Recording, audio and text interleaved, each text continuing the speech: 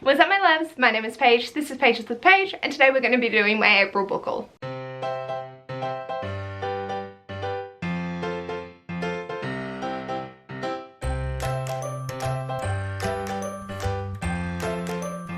So, in the month of April, I acquired 25 books, and that is extremely stressful. This is as big as my birthday book haul, and this just consists of 2 unhauls, my book buying spree, and I only spent $117 and I think it was 38 cents. I earned well over 200, so my cap got hit at the 200 because I managed to read so many physical things. I acquired a lot of this at no cost. Whew. We're gonna go through the books that I bought myself and then the books that I was sent for my 2 friends that were unhauling some delights. So let's get into the books. The first 5 that I bought were from Ashes Black, and that I went in and was like, okay, I'm actually gonna pick up some things that I've been really wanting, and or there's one cover by. They were all stunning, but one just called out. So that was We Who Hunt the Hollow by Kate Murray. On the back it says, now Priscilla must protect her loved ones, her heartbroken ex-girlfriend, her mysterious new boyfriend. Yeah, YA monsters or hollow warriors, legendary monster hunters charged with killing evil beasts from beyond our universe. I am so excited. This cover is stunning. I also apologize if I seem a little flat. Family shit's going down at the moment, so I'm like, oh, yay. But I am so keen to pick this up. This is the first in a new series, but it seems super interesting, and I love this cover so much, so I'm very keen. And then there was like buy rep maybe, so I was here for it. The next 4 were continuations in series. So the first was The Slightly Alarming Tale of the Whispering Wars, which is the second in the Kingdom and Empires series by Jacqueline Moriarty. Bronte Middlestone is the first one, and I really enjoyed it, so I wanted to pick up my own copies, and these are absolutely stunning. Then I got Rainbow Grey, Eye of the Storm by Laura Ellen Anderson, and I loved Rainbow Grey. I can't wait to see if Gav makes another appearance in this, but it's just so cute and really wholesome middle grade, dealing with the weather and powers in that regard. Then I picked up The Tower at the End of Time by Amy Sparks. This is the second in the House at the Edge of Magic, so we're continuing our story with 9. My sister actually picked this to put on my TBR because she loved the cover, and so yeah, reading it this month and very excited to continue on with the series and just have fun with it because it's such a fun middle grade. And then I picked up The Map Makers by Tamsin Merchant. This is the sequel to The Hat Makers, so this is following on, and I'm really curious to see where the series goes. It was a lot of fun, and again, stunning cover. Very excited to get to this. So they were the 5 books that I decided to treat myself and going on a splurge with, and then when I got home I realized that, you know, I'd made some decent purchases, and there was 2 that I was absolutely craving getting my hands on. The first is Delilah Green Doesn't Care by Ashley Herring Blake. I adore Ashley Herring Blake's writing, and obviously this has been getting so much praise. The female rep in this people are loving, and I'm very keen, and this cover is also so adorable. I was so happy when this arrived, and I wanted to throw my entire TBR out the window to read it, but alas, I will be patient and get to this in due time. But I love Ashley Herring Blake, and this should be glorious. Then the other one was the Bodice Ripper edition of The Dragon's Braid by Katie Robert. I cannot stop smiling every time I look at this cover because it is a fucking piece of art.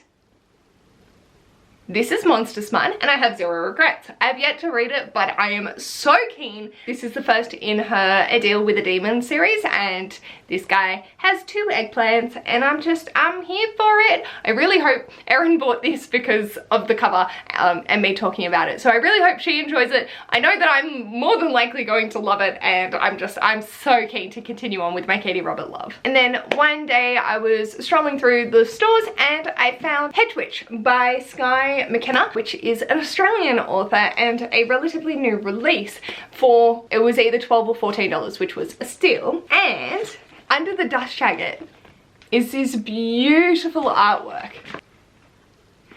Oh my god.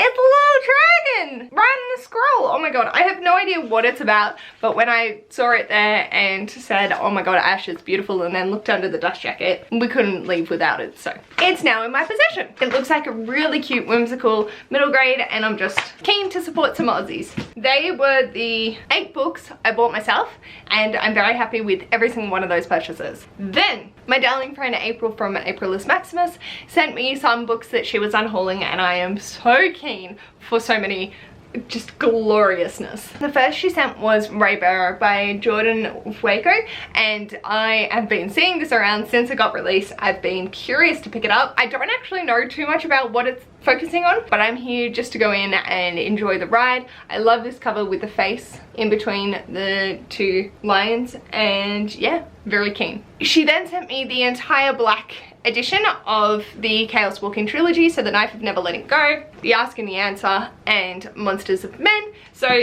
this, I had The Knife of Never Letting Go and in the regular edition, and then she said she was unhauling it, so I was like, well, I might as well just take it off your hands. I really like Patrick Ness's writing, and get the cool edition while I'm at it, and then I'll just unhaul my copy. I really don't know anything about it. I know obviously there was a movie recently made with Tom Holland in it, so that piqued my interest, but aside from that, I'm just gonna go in blind. These are stunning. Next up, she sent me The Light Fantastic by Terry Pratchett. This is the 2nd of his in the Discworld series, and I just really love these editions, so she kindly sent it to me, and I can't wait to get to it. I am reading the City Watch series first, but then we'll potentially go back and read his earlier works or dive into a different series, but at least I have started my collection. Then she sent me Renegades by Marissa Meyer. I have fallen in love with Marissa Meyer's writing through the Lunar Chronicles. I also really enjoyed Heartless, so I'm very eager to see how she goes with superheroes, and I'm here for it. I know that this is a well-beloved series, so keen to dabble again. This is a chunky book though, at 552 pages. I'm excited. Now I have the first one. Next up, she said Everything Leads to You by Nina LaCour. I love Nina LaCour's writing, so the second I saw this, I was like, please and thank you. And I really love the purple cover under the dust jacket. It's Nina LaCour. I really don't need to know anything about it. I'm just gonna go in blind and see what it's all about. I really don't do synopsises in any of my videos because I'm an inarticulate fuck. And the final book she sent me was Plain Bad Heroines by Emily M. Danforth. So I do have a paperback version that Ash gifted to me last year, but I've been obsessed with this hardcover. I just love the wasp on it, and the fact that it's like bright yellow with purple flaps, and then the black with the pink writing. It just, oh, stunning. And it also has like the belongs to, and then a map and illustrations, I believe, or like chapter headings that are illustrated as well. So yeah, it's just chef's kiss. I'm actually going to keep both editions until I read it, and then see if there's a particular way that I'm feeling about one or the other, because as they were both gifts, I don't want to get rid of the paperback because sentimental. And I don't know if I'm going to like the story. I'm sure I will, but I'm just curious to see how I get along with it. And now I have this really cool edition if I love it, which I hope I do. And then the beautiful Steph from Novelty Corner was doing an unhaul, and I was like, ooh! And she's like, do you want me to send you something? I was like, oh my lordy, hot damn. My soul erupted when her box arrived.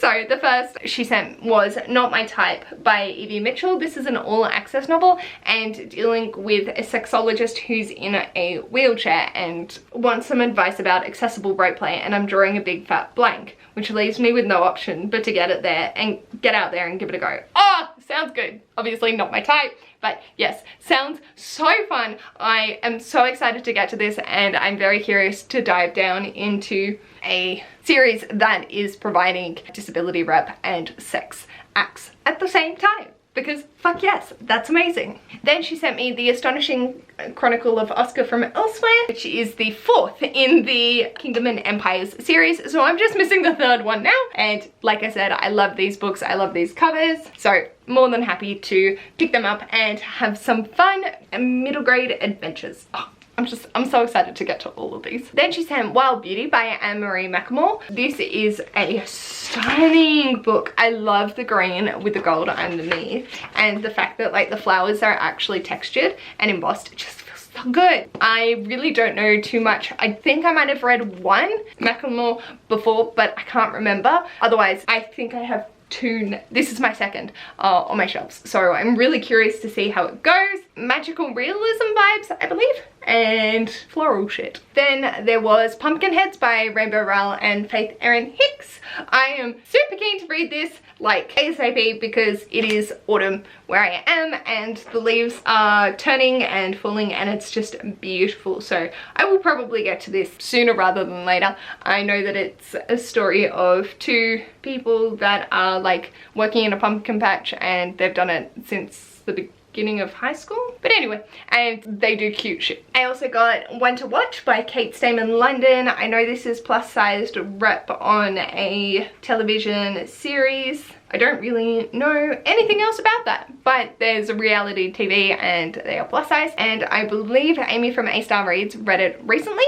and enjoyed it. So I had it on my radar and I was like, oh yes, that sounds good. And then I'm actually screaming still. She sent me The Bromance Book Club, Undercover Bromance, and Crazy Stupid Bromance by Lyssa Kay Adams.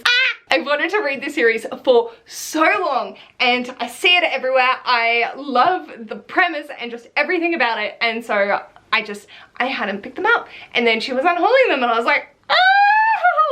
So they are now in my little gremlin hands and I am so keen to be able to make June Not Safe for Workathon just as unsafe as humanly possible. It's gonna be great. So hopefully we'll get to this ASAP because I'm dying having it sit on my shelves and not actually be able to pick it up. So I'm not gonna hold up all those books because I actually have to get Ash to help me hold it for the thumbnail, but those are the books that I acquired in the month of April. I am so excited. There are so many good ones. I'm like on the opposite ends of the spectrum with middle grade, beautiful covers on this side, and then smutty romances on the other end, also with beautiful covers, and I'm just, oh, I love it. Let me know in the comments below what was the most exciting book that you got in the month of April. I am struggling to pick one because there were so many that I desperately wanted that I finally let myself get, and then I have wonderful friends who send me amazing shit that I also have wanted for a small eternity. So excited. If you like this video, feel free to give it a big thumbs up, and if you'd like to see more of this mess, feel free to subscribe, and I'll hopefully see you in my next video. Bye!